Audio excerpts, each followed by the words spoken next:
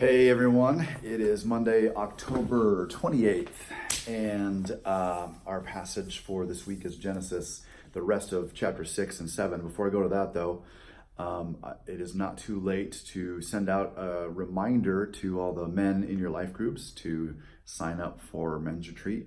We have just under 50 guys going this weekend, which is awesome. I'm super excited about that, but there's still space for more. So send out that one last reminder to go online and sign up for a men's retreat this weekend. It's going to be a great time.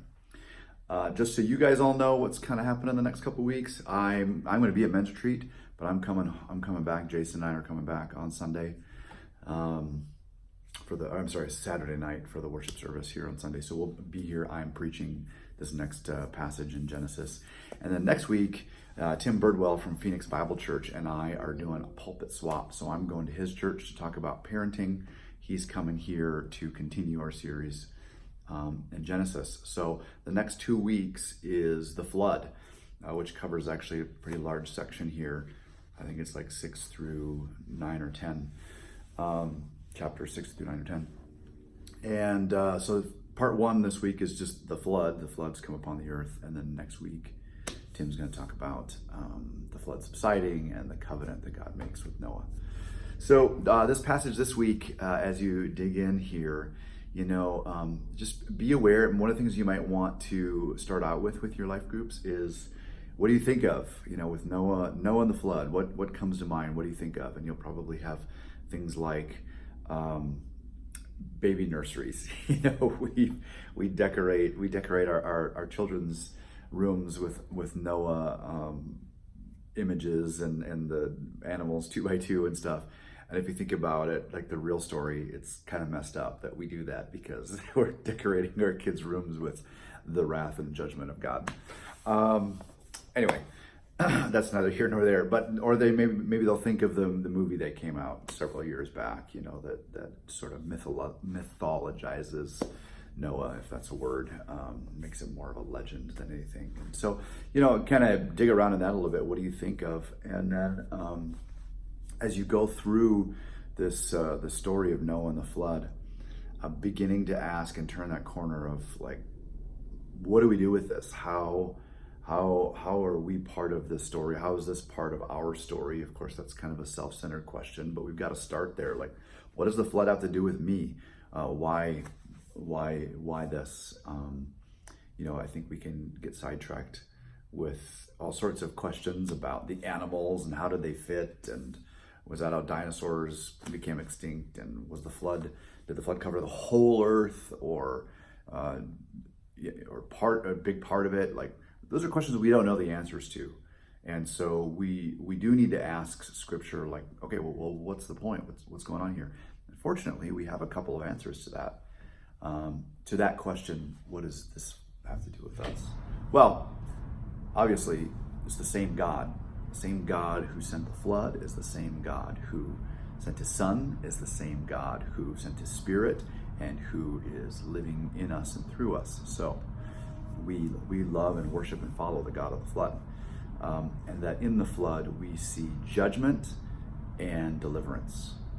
And those are the 2 really important themes, I think, for us in the flood. Jesus, and this is in your study guide, Jesus in Matthew talks about his second coming that is still yet to come, obviously, kind of being like the flood, where people were just going about their day or whatever, not realizing that judgment was coming. And Jesus says, hey, that's kind of how it's going to be. Jesus says when he comes, no one's gonna know. We're all gonna be going about our business. And so he says, stay awake, stay alert, watch for it. And the idea, the concept behind that is, and he goes on in Matthew for quite a while, actually giving different parables of the talents and the 10 virgins and all these things about what does it look like to stay awake, to stay alert, and what we know is that it's about having an ongoing relationship with Jesus Christ here and now, and that relationship affects the way that we treat and love others around us. Staying alert is really walking in a daily acknowledgement that Jesus is real and that he is coming again, that his resurrection is real, and that changes the way I live here and now. So the other part that I actually didn't put in your study guide, I wish I had, but I'm giving it to you now, is in 2 Peter chapter 2. And Peter here is in prison in Rome. He's about to be killed for his faith. And persecution is on the rise now among the church. There's also false prophets that have risen up and have been saying some things leading people astray. And so Peter's talking about those things. And in 1 Peter chapter 2, starting in verse 4, after he's been talking about these false prophets, he says, "For if God did not spare angels when they sinned, but cast them into hell and committed them to chains of gloomy darkness to be kept until the judgment, if he did not spare the ancient world, but preserved Noah, a herald of righteousness, with 7 others when he brought a flood upon the world of ungodly." And he keeps going, if, he gives his examples. And then in verse 9, we get the completion of the ifs. "Then the Lord knows how to rescue the godly from trials or temptation, and to keep the unrighteous under punishment until the day of judgment." So this is meant to be an encouragement for us. If God did not, if God brought judgment on them, but also spared them and delivered them, right? Judgment and deliverance.